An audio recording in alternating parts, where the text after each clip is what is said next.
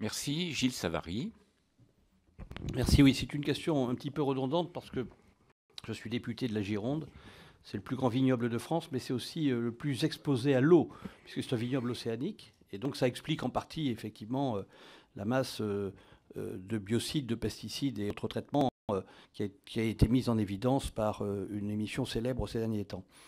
Il se trouve que tout ceci crée un choc émotionnel tout à fait légitime et tend à exacerber considérablement et à tendre les relations entre, d'une part, les agriculteurs et d'autre part, les néo-ruraux. Les agriculteurs considérant qu'ils font un métier décidément bien ingrat, peu rémunéré, et sur lequel les gens nouvellement arrivés tout près de chez eux ont tendance à jeter l'opprobre et à en faire des empoisonneurs publics.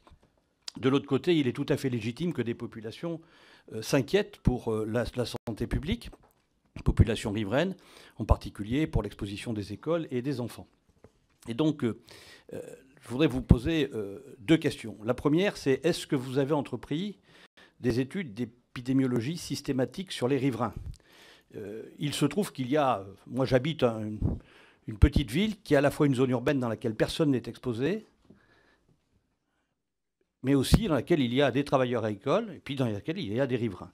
Et je pense que sur les riverains, on aurait besoin d'un travail un peu systématique pour savoir si le degré d'exposition a à voir avec d'éventuels risques ou non, et d'autre part, éventuellement, avoir des messages très clairs vis-à-vis des viticulteurs qui, en réalité, ne font pas ça par plaisir, puisqu'ils ont aujourd'hui une très claire conscience que ça dégrade, y compris leur image commerciale. C'est la raison pour laquelle, très vite, le CIVB a été amené à expliquer qu'il n'y aurait plus de pesticides. J'en doute un peu.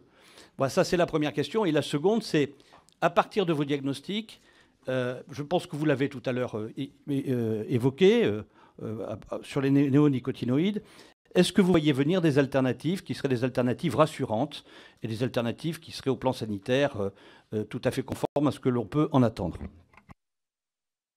Merci.